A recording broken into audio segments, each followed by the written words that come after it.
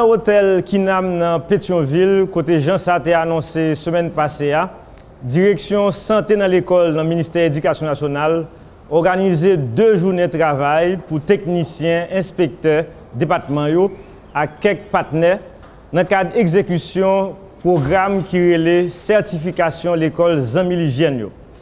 Et puis 159 directeurs de l'école nationale dans le département sud-est recevoir certificat dans le ministre de l'Éducation nationale là avec ambassadeur pays l'Espagne dans le pays d'Haïti.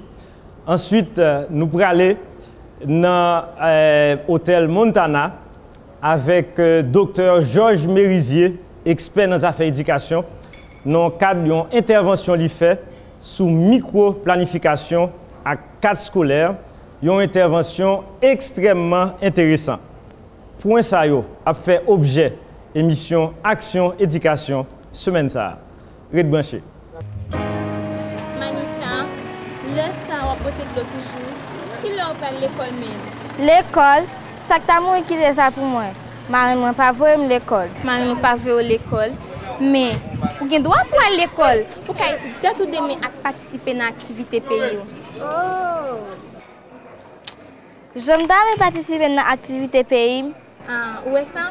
Faut qu'on ait constitution mandé pour tout le monde à l'école. Vous comprenez? Marine n'a pas de droit pour le Kimbe ou la Kaili, pour le pas voir l'école. Faut le voir à l'école. Mes amis, ce n'est pas bon pour nous Kimbe Timounio pour faire service Kaili nous seulement. Faut le voir à l'école tout. L'école, c'est l'avenir Timounio dans la société. Radio éducative. La tribune de l'éducation. Honneur et respect pour nous toutes. Bienvenue dans l'émission qui qui pense éducation la parole là. Action éducation. Jean l'été annoncé la semaine passée, docteur Harold Joseph qui est responsable direction santé dans l'école, organisé 2 journées de travail avec personnel qui a porté dossier dans le département dans le cadre d'exécution programme qui relève certification l'école Zami l'hygiène dans l'hôtel Kinam dans Pétionville côté nous là. Objectif principal rencontre 2 journées ça, c'est faire évaluation l'école qui candidat pour recevoir certificat ça dans une grosse cérémonie qui a bien pour faire très bientôt. Docteur Harold Joseph, directeur santé dans l'école, a apporté quelques précisions pour nous. 2 journées ça, c'est une rencontre que nous sommes supposés faire, mais c'est une formation tout avec inspecteur scolaire, ingénieur départemental, avec technicien SAEP dans chaque département pays. C'est eux-mêmes qui peuvent évaluer l'école en fonction de critères et école amie d'hygiène, puis aussi respecter à 70%. Et à ce moment-là, après les sorties en formation, la rencontre, ils vont évaluer différentes écoles dans chaque département. Alors 3 par département. Et puis, l'école avec un questionnaire que nous présentons. Donc, c'est ça l'activité jeudi. Et nous pensons que c'est une réussite et que nous avons avancé justement vers la grande cérémonie générale de certification des écoles et amis d'hygiène qui prévoit pour rentrée scolaire de septembre. Okay. Alors, si nous bien comprenons, c'est phase évaluation établissement scolaire concerné. Et non seulement ils ont déjà choisi, mais nous allons aller nous arriver dans la phase d'évaluation avec techniciens, avec les gens qui ont porté dossier dans le département. Et puis après, le ça pour gagner un retour qui a une direction santé dans l'école par rapport à la liste définitive, nous avons dit comme ça. Bon, en fait, la liste qui a construit là, il y a quelques petits retours qui fait nous et qu'on y a là, il va évaluer l'école et il y a tous les moyens pour évaluer l'école dans le département. Et puis, il faut évaluer l'école à l'aide de questionnaires que nous avons. Il a retourné le questionnaire là-bas, et puis nous avons fait un coup de rapide, et puis nous avons sorti liste par département des écoles amies de l'hygiène. Pas oublier, nous avons 56 écoles déjà certifiées amies d'hygiène, nous étions environ 44. Mais nous pensons qu'il y a plus, parce que l'UNICEF voit ici là, mais l'UNICEF, je dis, n'est pas capable là. Il y a IMA qui voit tout, il y a une coopération suisse qui est avec nous. Mais le seul problème nous avons, c'est concernant l'Ouest, qui souvent a plein de moyens pour évaluer l'école dans le département. Bon, on a regardé qui ça nous a fait pour l'Ouest, mais l'essentiel c'est que nous avons au moins, nous bien dit au moins 44 écoles. Et encore une fois, nous-mêmes, nous voulons que ce n'est pas un projet lié, c'est un programme et santé scolaire, attendre 5e financement BID pour capable continuer et activité ça et surtout club de santé dans l'école, c'est ça qui va permettre entretien l'école, ça qui va permettre question hygiène atterrir, question santé atterrir dans l'école de manière concrète. D'après Joe, puisque nous connaissons, nous t'ai dit ça dans l'interview que nous t'ai fait, nous dans le mois de juin, en plus l'école a fermé porte. Est-ce que ça pas causer un problème par rapport à la dernière phase d'évaluation ça, côté que le personnel qui a porté dossier gain pour faire? Bon, ça a une petite contrariété, mais pendant le mois de juillet, pas oublier l'examen détaillé fait tout en juillet, en août, c'est-à-dire que l'école c'est qu'on y a fermé, mais en fait évaluation ça, il n'y a pas tellement besoin que les vieux là pour faire évaluation ça, vous comprenez? Il suffit qu'on parle à la directeur de l'école là et puis très souvent inspecteur scolaire là, coordonnateur ça et plan avec ingénieur départemental là, il y a temps qu'à prendre toute information eux-mêmes. Donc ça pas trop gêner, sauf que si on impliqué dans l'examen d'état tout, ça capable peut-être ralentir et ben là, mais en attendant que nous prévoit ces certifications pour septembre. Ok, alors, vous insistez un peu sur le 5e financement BID là, qui est capable de permettre que question entretien li adressé. C'est un plus gros problème qui est en général dans le pays d'Haïti. Nous construisons l'école, mais le mot entretien sont mots presque disparaître dans le vocabulaire. Est-ce que ça, c'est parce que c'est extrêmement important pour la direction de santé dans l'école, qu'il y ait question entretien, même après certification, on l'école qui t'a répondu à toutes les normes que nous avons fixées? Bon, même on dire le mot entretien est anti-haïtien. Haïtien pas entretenu rien. Les pas ont ba film fait ou inauguré ou fait belle bagaille et puis après ça rien encore. Suivi à nous pas faire. Or justement, programme certification c'est pour ça, c'est pour entretien non seulement infrastructure sanitaire mais entretien l'école là. Et après coopération sur ça avec nous qui a travaillé avec direction générale ministère justement puis on plan d'entretien l'école pour respecter toutes normes, même ça qui pas en rapport avec question hygiène et santé, il y a tout respecté même si ça c'est pas santé scolaire qui est responsable ça. Et puis tout l'autre aspect qualité, je nous dis qualité dans l'école, l'autre aspect ça il a introduit au fur et à mesure. Et la question des clubs de santé encore, j'insiste, la participation des élèves, il faut qu'on commence à servir à la toilette, comment on fait mon robinet, il faut que j'y comprenne. D'accord, on fait un bouche moins. Rendez-vous c'est pour la prochaine rentrée scolaire, le SANAP est capable de faire une sorte de bilan et présenter au public là différentes écoles qui sont certifiées. Absolument, absolument. Qu'on y a là, n'attend point focaux puis à faire évaluation de l'école pendant le mois de juillet. Et puis 159 directeurs de l'école nationale dans le département sud-est recevoir certificat yo nommé ministre de l'Éducation nationale là avec ambassadeur pays l'Espagne dans le pays dans le cadre d'une cérémonie qui déroulait dimanche 18 juin qui s'est passé. On nous suit un reportage avec voix collaboratrice nous Shirley Tanis 14, mais c'est Oscar Joseph et Mario Montperouse qui préparent. Après 3 années de formation, 159 directeurs de l'école nationale recevoir certificat dans même ministre éducation nationale là avec ambassadeur pays l'Espagne dans pays. Cérémonie ça qui déroulait dans centre convention ville Jacmel là vini couronner travail sans arrêté professionnel ça yo pour améliorer service ya bay élèves yo ak population. Activité formation ça rentré dans cadre programme restructuration ak modernisation offre service éducatif yo dans département Sud-Est là yo connaît sous nom Primoz. Projet pilote formation professionnelle éducation Sayo joint bourrade l'argent coopération pays l'Espagne et c'est université publique Sud-Est là dans Jacmel qui assure formation sous plan technique et pédagogique. Dans l'intervention li, ministre Pierre Josué Agénor Cadet salué contribution partenaire yo dans réalisation formation ça qui permettre directeur yo diriger pi bien l'école yo pour un pi bon apprentissage.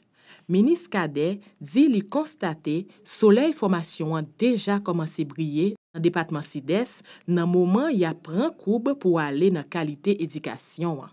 La joie que j'éprouve à présent est immense.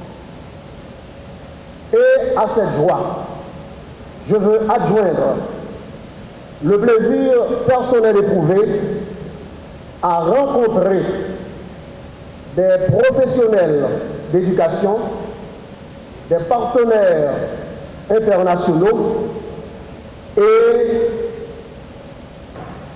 des invités spéciaux qui, comme l'ancien chef d'État ou l'ancien président de l'Ouest et du Sud, Anne-Alexandre Sabès, connu sous le nom de Pétion, qui répétait souvent l'éducation élève l'homme à la dignité de son être. Ou comme l'ancien président et l'ancien roi du Nord, Henri Christophe, qui ne cessait de dire que l'éducation amènera à l'évolution de la race et fera passer le peuple de l'état de nature à l'état de raison. Et moi de conclure, aucun pays ne peut se développer sans l'éducation. J'avais dit tout à l'heure, avant mon discours, pourtant je ne vais pas faire de discours. Je vais seulement dire 4 mots. Le premier mot s'adresse à la coopération espagnole en Haïti, particulièrement à son Excellence, Monsieur l'ambassadeur du Royaume d'Espagne en Haïti. Au nom de l'administration Moïse Afontan, dont je fais partie, et au nom d'Haïti en général, je tiens, et à mon nom personnel bien sûr, en tant que ministre de l'Éducation nationale, je tiens à remercier chaudement et vivement l'Espagne, particulièrement la coopération espagnole en Haïti, pour son appui au ministère de l'Éducation nationale, généralement, et génétiquement, pour sa grande contribution à l'épanouissement de la chose éducative dans le Sud-Est.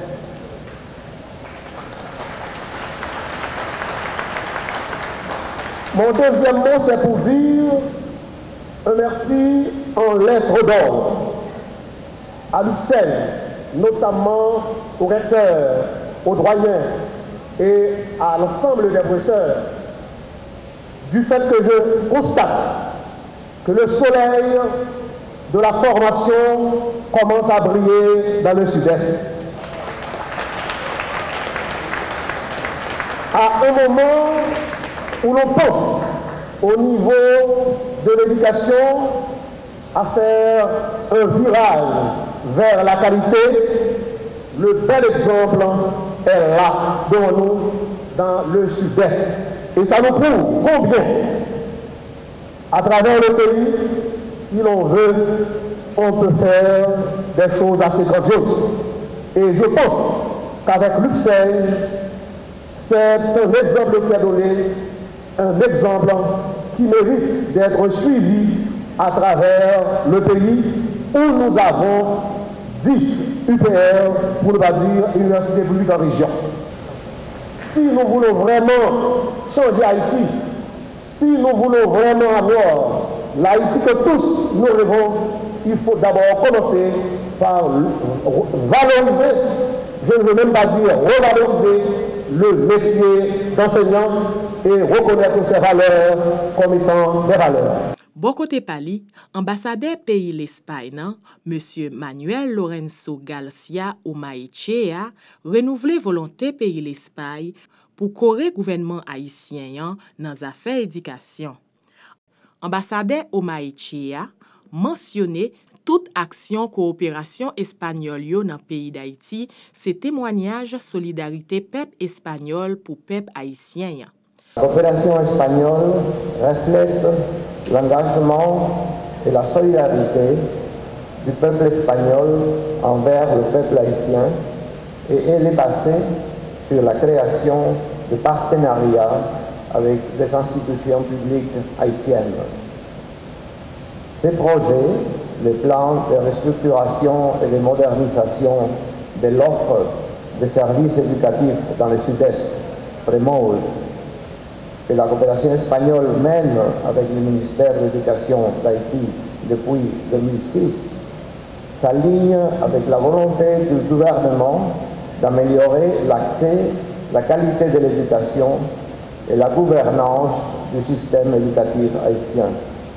La coopération espagnole appuie le secteur de l'éducation suite à la signature d'un protocole d'accord entre l'Espagne et Haïti en mai 2010.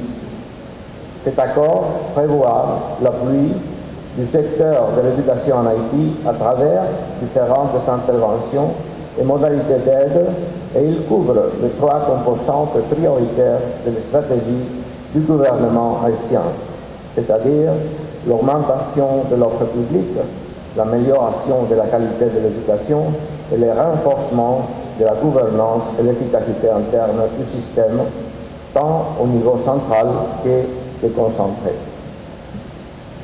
Aussi bien pour la coopération espagnole que pour le ministère de l'Éducation nationale et de la formation professionnelle, cette amélioration de la qualité de l'éducation passe par une excellente qualification des cadres techniques et administratifs en assurant une bonne gestion et la formation continue des enseignants, des inspecteurs, directeurs et directrices des centres scolaires publics.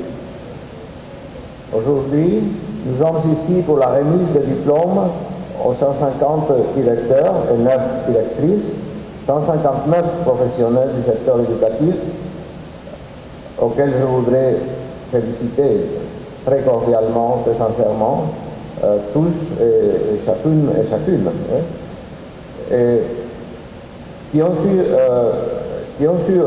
réussi cette formation et ont une vision philosophique de l'apprentissage, qui ont su renforcer leur savoir-faire sur la manière dont se fait la gestion d'une salle de classe, qui ont pu évaluer ces apprentissages et en définitive accompagner les élèves dans le processus éducatif dans une école de qualité. Diplômé yo profite présence ministre Éducation nationale là pour faire passer revendication yo et puis attirer attention li sous condition tête chargée y a travail dans système nan. Diplômé yo mandé ministre là pour accompagner yo surtout après formation ça yo fin prend pour capable améliorer apprentissage là. N'a rappelé 159 directeurs l'école fondamentale publique ça yo sorti dans presque toute sides là tant kou Côte de Fay, Marigot, Belance, Tiot, Jacmel et Latrier. Dans l'émission semaine passée, nous t'ai parlé sous deuxième semaine formation qu'a fait dans le cadre de promotion et sensibilisation plan type avec nouvelles normes construction établissement scolaire direction génie scolaire a mené pour ingénieur. Une formation qui joue une gros bourrade technique avec l'agent pays la Suisse dans le cadre de coopération avec pays d'Haïti. Jodi a n'a présenté une intervention Dr Georges Mérizier, expert dans les affaires éducation fait dans le cadre de formation ça. Intervention ça extrêmement important pour montrer chemin nous qu'apprend si nous voulons renforcer la gouvernance système, améliorer la qualité de l'éducation et puis rendre accès à plus près de la population sans démagogie, j'en ai toujours tenté de faire là. Alors, Dr Georges Mérizier parlait sous micro-planification à 4 scolaires. Mais jodia, nous avons parti dans l'intervention qui a été faite dans l'hôtel Montana pour ingénieurs qui travaillent dans la direction génie scolaire, quitte dans le bureau central avec direction départementale. C'est un instrument que l'on utilise pour pouvoir organiser l'éducation dans une unité administrative donnée. Ça veut dire 4 scolaires sont des outils que vous pouvez regarder dans une double perspective. Dans un processus d'aménagement du territoire, par exemple, vous voulez développer une zone donnée, donc vous montez la carte scolaire pour pouvoir organiser l'éducation dans cette unité administrative. Ça, c'est une première façon de regarder la carte scolaire et la microplanification. La deuxième façon de regarder la carte scolaire, c'est de mettre de l'ordre. C'est un instrument qui vous permet de réorganiser un système éducatif à la base, c'est-à-dire dans une unité administrative donnée. Par exemple, dans notre cas à nous, la commune, c'est une unité administrative de référence pour faire la microplanification. Parce que l'Institut IHSI, l'Institut haïtien de statistique, produisent les statistiques à ce niveau-là. La direction de la planification du ministère recueille les données pour le département, mais ça peut être désagrégé jusqu'aux communes. Donc, contrairement, le BDS ne permet pas de le faire parce que jusqu'à présent, ce n'est pas partout où les BDS correspondent à des communes déterminées. Par exemple, pour un BDS, c'est-à-dire un bureau de district scolaire, donc parfois vous avez 2 ou 3 communes sur lesquelles chevauche maintenant ce bureau de district scolaire-là. Donc c'est pour ça, dans notre contexte à nous, donc l'unité administrative cible, c'est la commune. Donc ça veut dire quoi? Si on prend la première perspective, c'est-à-dire on veut, dans un processus d'aménagement du territoire, dans une commune donnée, planifier l'éducation pour l'avenir, c'est-à-dire on fait la projection et on regarde dans 5-10 ans suivant le terme fixé. La carte scolaire, c'est l'outil privilégié qui puisse vous permettre de bien organiser l'offre éducative à la base en regard de la demande. La deuxième perspective, c'est que vous avez la commune, il y a déjà l'école. Mais vous avez les résultats devant vous et vous n'êtes pas satisfait. La carte scolaire, c'est l'instrument qui vous permet de regarder cette offre-là et de parvenir à une réorganisation de l'offre de manière à répondre à la demande et aux objectifs fixés. Donc, il faut dire que ça va faire à peu près juillet ou août prochain, ça va faire 1 an depuis que sur demande du ministère de l'Éducation nationale, la Banque interaméricaine de développement m'a engagé comme consultant pour aider à élaborer les cartes scolaires pour les départements du Nord-Est, du Nord, du Centre et du Nord-Ouest. Bon, maintenant, quand Janie m'a demandé de venir vous faire cette présentation-là, elle m'a dit il faut en profiter pour faire non seulement comprendre, mais faire voir aux ingénieurs comment c'est un instrument qui sera utile pour eux autres dans le cadre de leurs interventions. Bon, maintenant, si nous disons que dans le cadre de ce plan de présentation-là, je vous propose de vous faire une définition du concept de carte scolaire. Quand on parle de carte scolaire, à quoi on fait référence? Deuxièmement, c'est quoi le processus de préparation de la carte scolaire? Parce que l'ingénieur, il est concerné en amont et en aval. Troisièmement, le processus d'utilisation, c'est-à-dire quand la carte est élaborée, qu'est-ce qu'on en fait?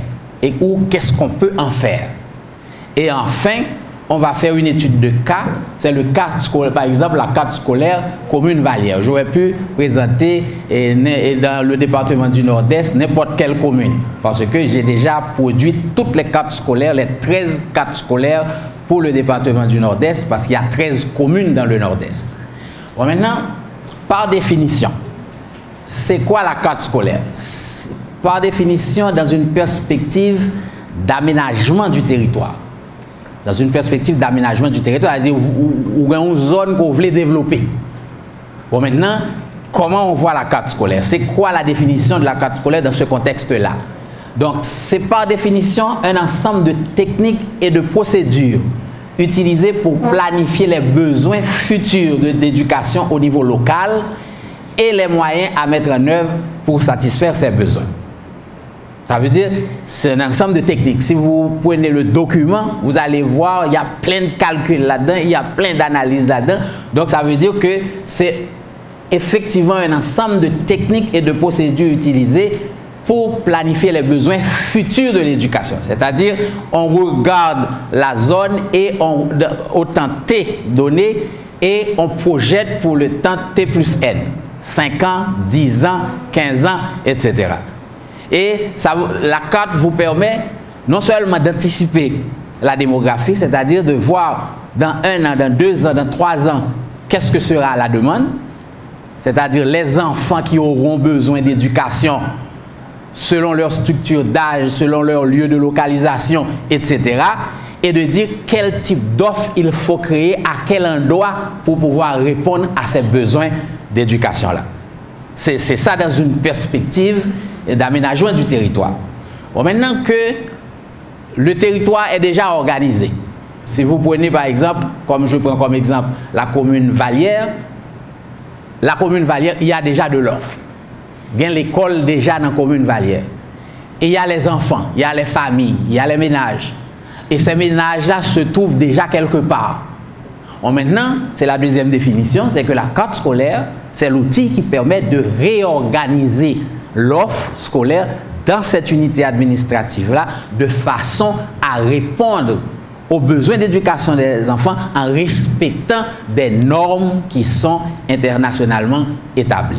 La deuxième perspective, puisque quand la BID m'avait sollicité, donc la BID m'avait dit que le ministère veut s'engager dans un processus de mise en place d'un système d'assurance qualité. Donc, ça veut dire si on veut améliorer la qualité, un système d'assurance qualité, dans ce cas, la microplanification permet de regarder l'offre, d'anticiper la demande, d'analyser comment cette offre-là est organisée aujourd'hui et comment elle devra s'ajuster pour répondre à cette demande-là dans son évolution de façon à respecter les normes qui sont internationalement établies. Je vous prends un cas de norme. Il est internationalement établi qu'un enfant ne doit pas parcourir une trop longue distance, c'est-à-dire plus de 15 à 30 minutes à pied pour sortir de chez lui pour atteindre son école. Voilà une offre internationalement fixée dans un processus d'assurance qualité. Un enfant ne doit pas marcher à pied plus de 15 minutes à 30 minutes pour sortir de chez lui pour atteindre son école. Moi, j'ai eu à rencontrer tous les directeurs et d'écoles nationales du département du Nord-Est et ils sont d'accord avec moi qu'il y a des enfants qui parcourent plus de 2 heures de temps à pied aujourd'hui pour sortir de chez lui, pour atteindre son école à l'aller et de marcher 2 heures de temps encore à pied pour sortir de son école et pour rentrer chez lui. C'est ça la réalité d'aujourd'hui. Et ils sont beaucoup plus nombreux à se trouver dans ce genre de situation-là, c'est-à-dire à marcher plus de 30 minutes de leur maison à leur école.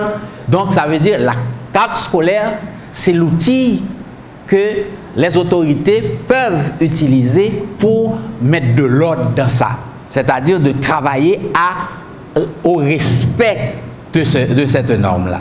Par exemple, vous êtes tous d'accord avec moi et je pense que vous le serez, qu'un enfant qui parcourt 4 heures de temps pour aller à l'école et revenir de l'école, donc il ne reste plus de temps à cet enfant-là pour ses devoirs, pour ses études. C'est un enfant fatigué à l'arrivée à l'école et c'est un enfant fatigué quand il rentre chez lui.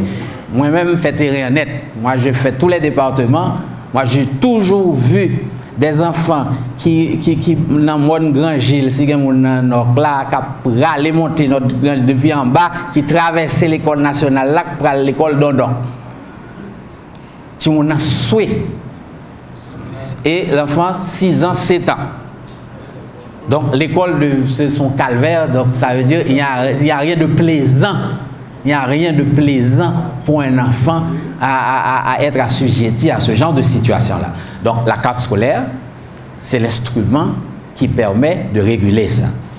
La carte scolaire permet aussi de dire en matière de politique de construction scolaire, de création de l'offre, où est-ce qu'il faut placer l'école pour que l'enfant puisse marcher 15 à 30 minutes pour sortir de chez lui pour aller à son école.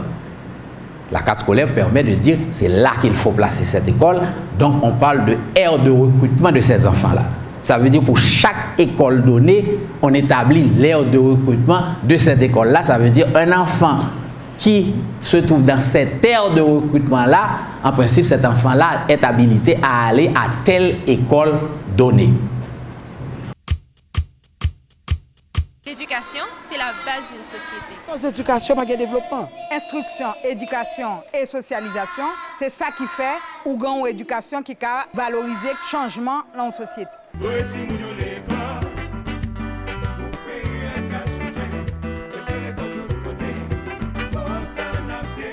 Radio éducative, la tribune de l'éducation.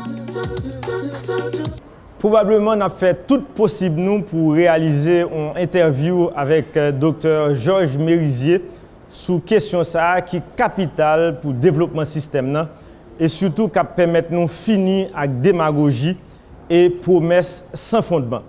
Semaine prochaine, on a parlé avec l'Académie créole haïtienne dans le cadre de la première proposition qu'il a faite par la nation par rapport à protocole ça signé avec le ministère de l'Éducation nationale sous question et standardisation orthographe créole haïtien. Nous espérons l'émission aujourd'hui a été fort plaisir. Nous remercions pour patience et fidélité. Rendez-vous pour une autre émission, Action Éducation, même genre, sous même chaîne, dans même heure. C'est pour semaine prochaine. Mais pas oublier, toute édition, émission Action Éducation est disponible sur YouTube. C'était avec vous depuis Hôtel Kinam dans Pétionville, serviteur Oscar Joseph. Bonsoir.